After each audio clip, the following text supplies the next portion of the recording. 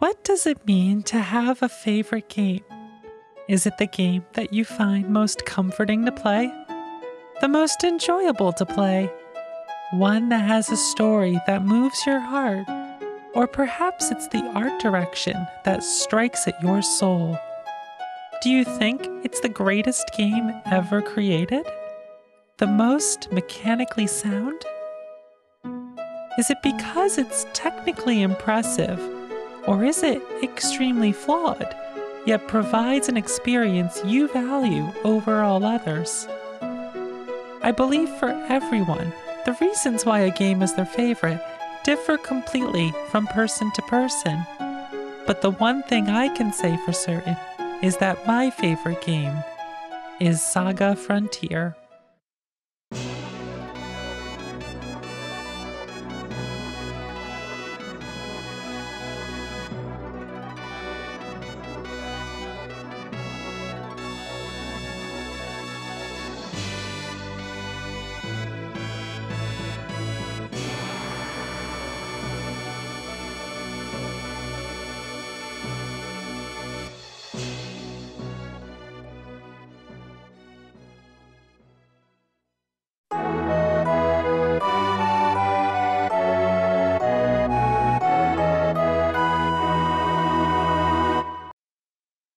To tell you about my initial experience with SaGa Frontier, I first need to tell you about a game called Final Fantasy Legend.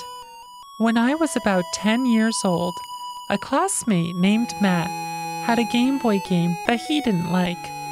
Frustrated with it and wanting to no longer deal with it, he gave that game to me. Matt might have hated it, but me, I fell in love with it. I played that game for hours upon hours, marveling at its mechanics and becoming excited every time a new tower door opened, wondering where this mysterious adventure was taking me. The mix of magic and mechs, fantasy with sci-fi, I absolutely ate it up. As the years went on, I eventually got copies of Final Fantasy Legend 2 and 3, and loved them as well, firmly solidifying in my mind that I was a Final Fantasy fan.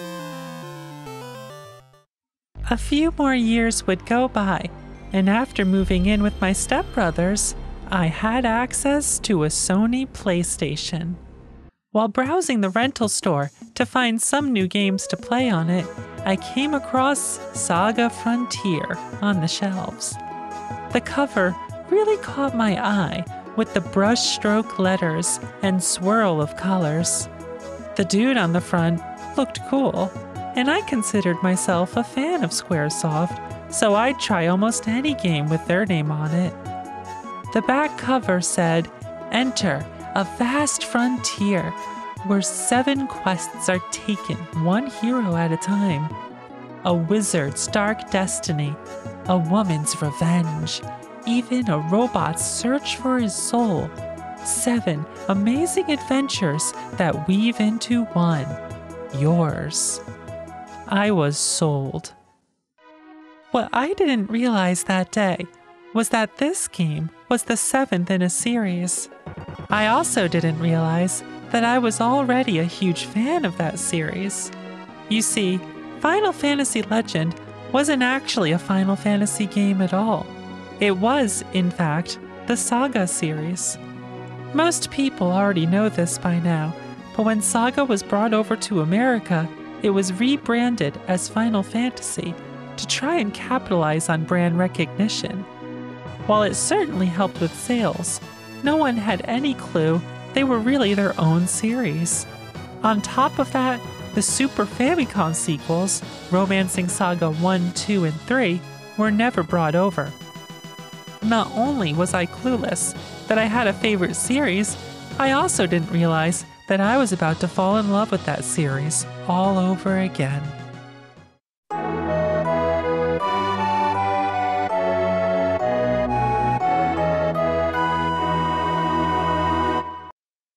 Here's how a typical rental of SaGa Frontier went down in 1998.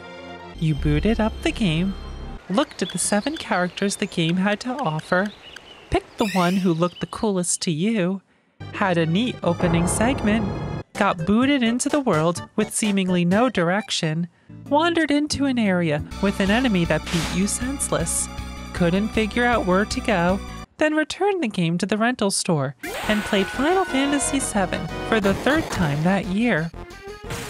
A harsh retelling of events, but also the exact same story multiple friends have told me upon hearing my favorite game is SaGa Frontier. There are 7 different characters, each with a completely different story. Some have a linear plot from start to finish that isn't too difficult to navigate.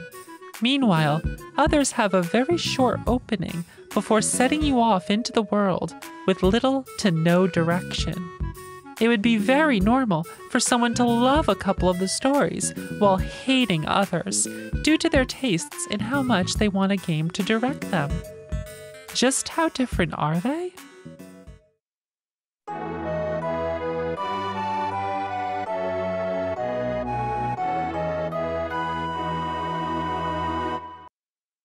Emilia is a model who comes home one day to find out her fiancé, Ren, has been murdered by a mysterious man named Joker. On top of that, she is framed for the murder and sent to prison. 2 inmates help her escape and recruit her into Gradius, a resistance movement outside of the IRPO. Within this, Emilia tries to track down Joker and find out why Red was murdered. Blue is a magician studying magic in the Magic Kingdom, where upon graduation he is instructed with a grave task: to kill his twin brother, Rouge. He must hurry to master as many forms of magic as possible, since each twin is unable to master the same form. Will Blue be able to master all magic, and what will happen if he manages to accomplish his mission?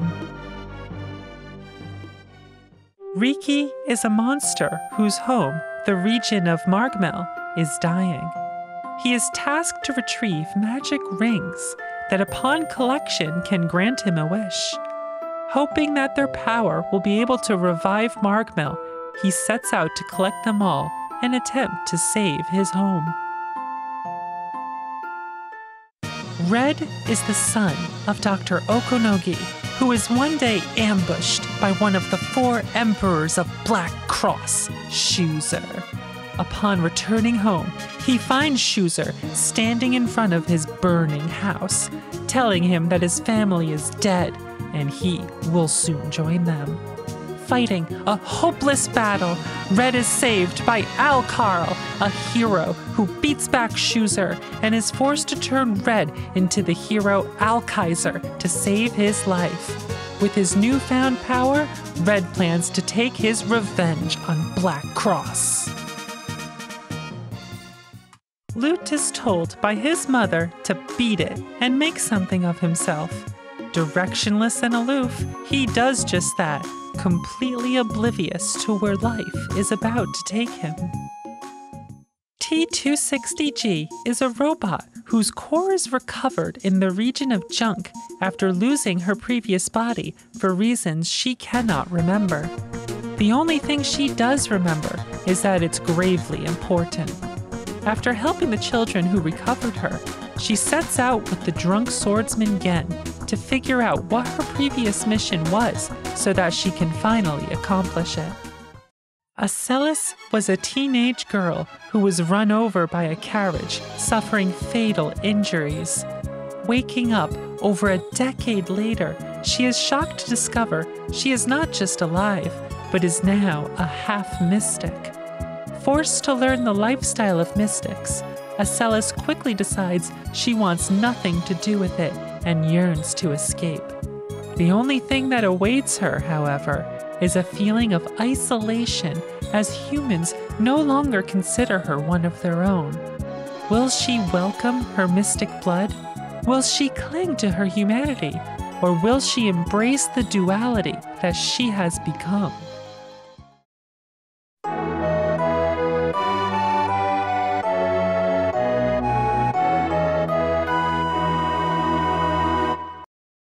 To explain why I love the mechanics of SaGa Frontier, I first need to quickly explain the basics. You may recruit multiple characters with a limit of 5 that you can take into any one battle. These encounters are represented by characters on the field, where upon coming in contact with them, a battle will begin. You then choose which team you want to field, as well as who will start in a defensive position. You cannot run from battles. Commands are inputted for each unit, and then a round plays out based on your choices. Characters enter battle with full hit points. However, your life points carry over from battle to battle. If you lose all your HP, your character is knocked out and loses 1 LP. A unit can still be attacked while knocked out, which results in them losing another LP. Should a character lose all LP, you will be unable to use them until you rest in an inn. If your main character loses all LP, then the game is over. You can revive a unit simply by healing them. You have 2 resources for using skills in SaGa Frontier: Waza points and Jutsu points. WP is used for various techniques such as swords, guns, and fighting, while JP is used for magic. You obtain new sword and fighting techniques through the Spark system. Sometimes, upon attacking, your unit will spark a new skill, which you will then permanently have to use. Guns and magic skills are learned after battles. Mechs typically learn their skills after reading the data from defeated mechs, and monsters learn their skills by absorbing defeated monsters. Mystics learn new abilities by absorbing them into their 3 mystic equipment slots. Combos can occur based on if attacks are used immediately after one another and the skills have the proper attributes that allow them to connect. Combos deal increased damage and also target the lowest defense value the enemy has of all the skills used in a combo. There are no experience points or levels. Stats have a chance to increase at the end of battle based on the actions you performed, with exceptions such as Mystics, who gain extra stats based on which monsters they absorb into their weapons, monsters, whose stats depend on which form they take, which is determined by which moves and monsters they have absorbed, and mechs, whose stats are based on what their equipment is.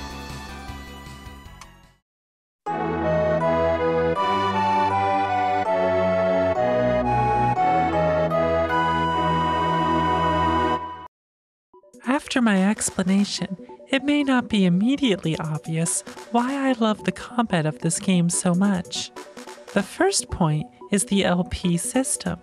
Starting each battle with full HP means the game can balance itself around this.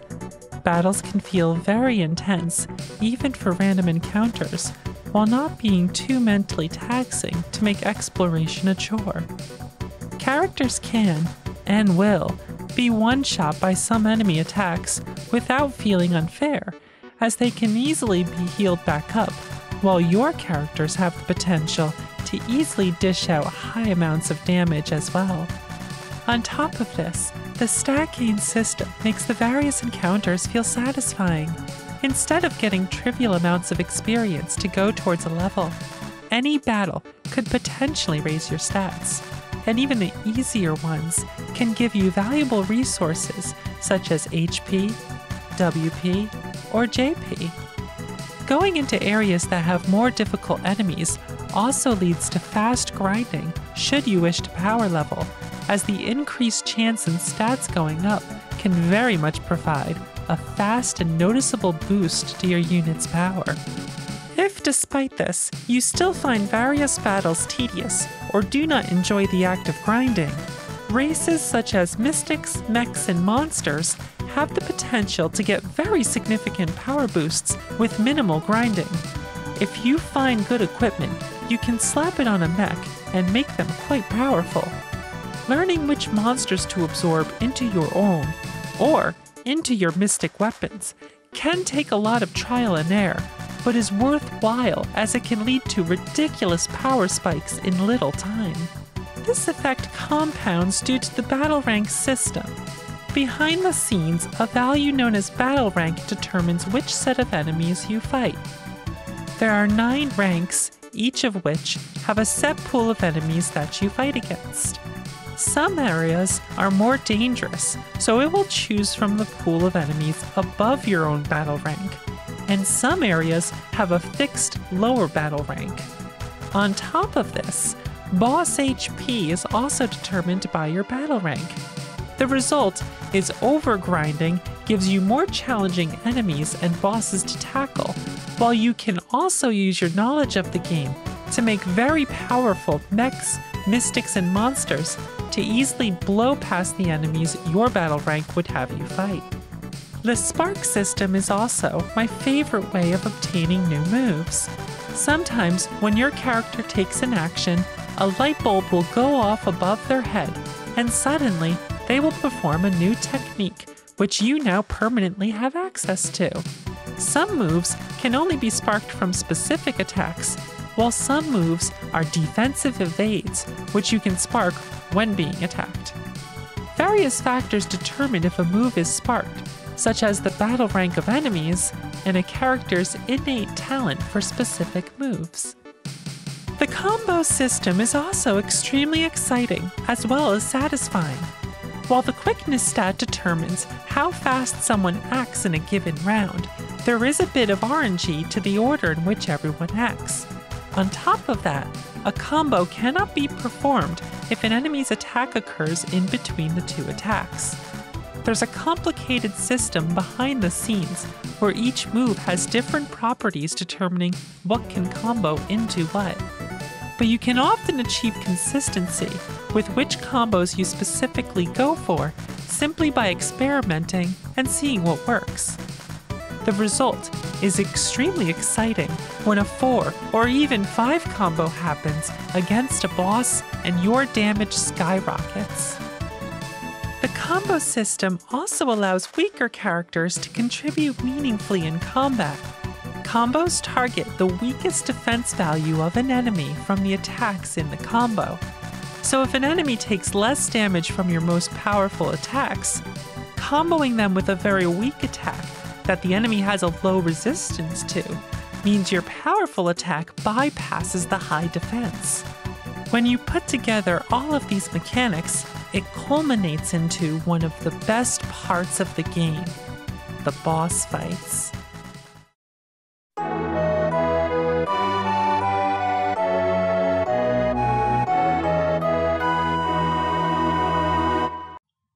Boss battles have the potential to be extremely hype. They often create do-or-die situations where you have to decide if healing will make you lose a war of attrition, and thus you must burn a boss down, or buffing could lead to a stabilized situation that lets you control the flow of battle. The magic of SaGa Frontier is diverse enough that you have many strategic options, be it glass shield to block attacks, buffs to give an advantage, healing to mount a comeback, or damaging spells with high combo potential that can target an enemy's weakness. The high spark rate of bosses also leads to powerful abilities being learned in dire circumstances, which absolutely can turn a loss into a win. Oftentimes, a boss will have oppressive offense that at first glance will seem unfair or even unwinnable, but sticking it through and playing the fight out will show that it is anything but, and the culmination of mechanics leading to nail-biting battles that feel meaningful. Combine all of this with the music of Kenji Ito, the king of intense battle music, and you're left with an experience that is both engaging and satisfying.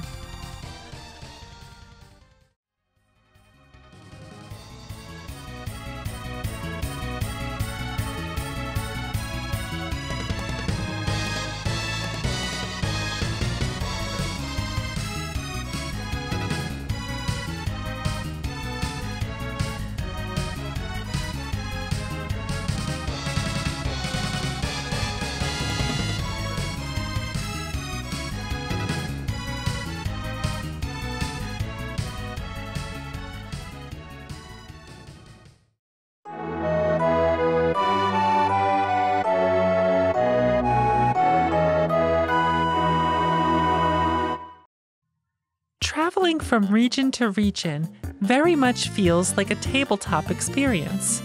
The Dungeon Master gives you a story hook, sends you off into the world, and it's up to you to say where you're going and what you choose to do.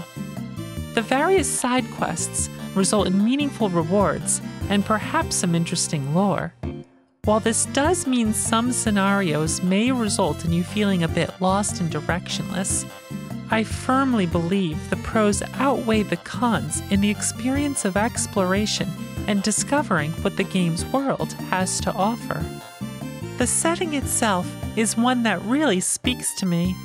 I'm a sucker for a combination of fantasy and sci-fi, and SaGa Frontier scratches that itch firmly. Mechs and magic is an easy way to put it, a modernish setting that combines both of these fictional elements. The stories themselves also fit in perfectly with this setting. T260 specifically stands out to me in a way that is difficult to describe. Having a mech trying to find its lost mission in a world that also is inhabited by fae, magic, and monsters has the potential to be extremely haphazard and ill-fitting. Yet in SaGa Frontier, it works so well that it's become my favorite setting. While a lot of the stories may seem simple or cliché, they tend to hit emotional points very well. The dramatics of Blue's quest to master magic and kill his own twin to become the ultimate magician is simple enough of a concept while drawing you in and leading to a memorable final confrontation, the results of which can change the epilogue that you must play out.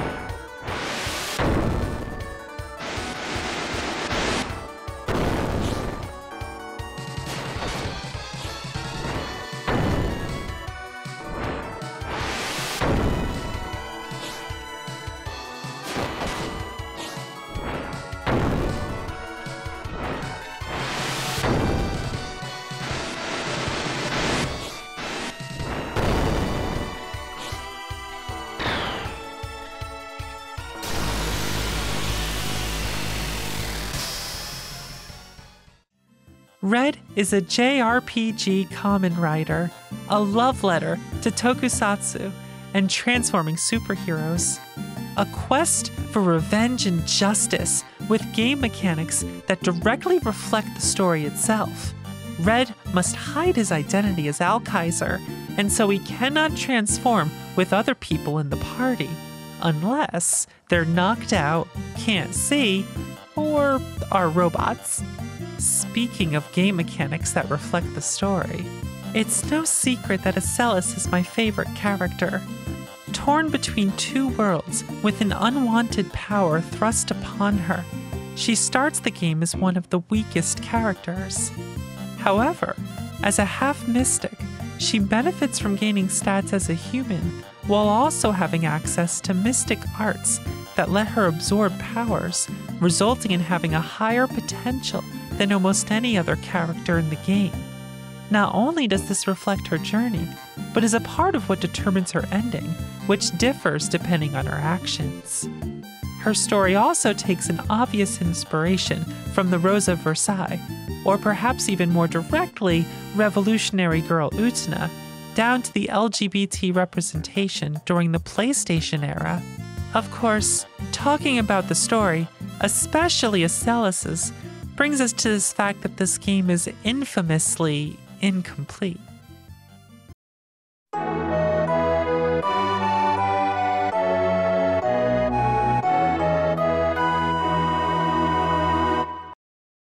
It's common knowledge that SaGa Frontier was not given the time it needed to be completed.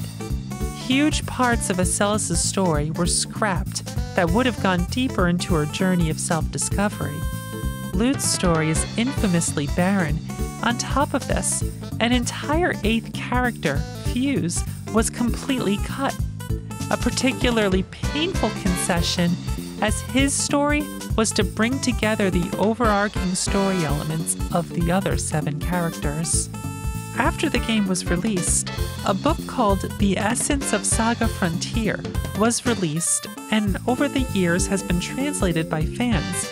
giving a large amount of insight into the lore of the world and what had to be cut. It particularly stings, as while the game itself is quite wonderful, the missing elements really would have elevated it to a more satisfying completion. If there was any game I'd ever want remastered, one I wished could possibly happen, it absolutely would be SaGa Frontier. Even with all these missing elements, it's my favorite game, the one that tugs at my heart and provides an extremely comforting experience. One that just makes me smile as I play it, as it has multiple story elements that are some of my favorites in fiction, with mechanics that I find so satisfying that replaying it is a delight. So you can imagine my surprise when over 20 years later, that very remaster I wished could happen, but never, ever believed would happen, was announced. Later this very week of me recording this video, the remaster of SaGa Frontier will be released. As I say this now, it still feels surreal. It's exactly the kind of remaster I wished for. The missing story elements of Acellus, the minor elements such as combo names that were cut from the English version, the entire edition of Fuse's story that combines the other 7 characters even more so than what they originally intended. It's still hard to believe this is happening to my absolute favorite game, because even without this remaster, I'd still be here explaining why I love this game so much. As I sit here, trying to finalize my explanation as to why I love this game, I worry that I've left something out, something vital to really help show why it's so meaningful to me. That's just the difficulty I personally find whenever I have to explain why I love something. I may struggle to put my emotions into words to help show why something is important to me, but perhaps, and I hope, the act of trying itself has really shown why SaGa Frontier is my favorite game.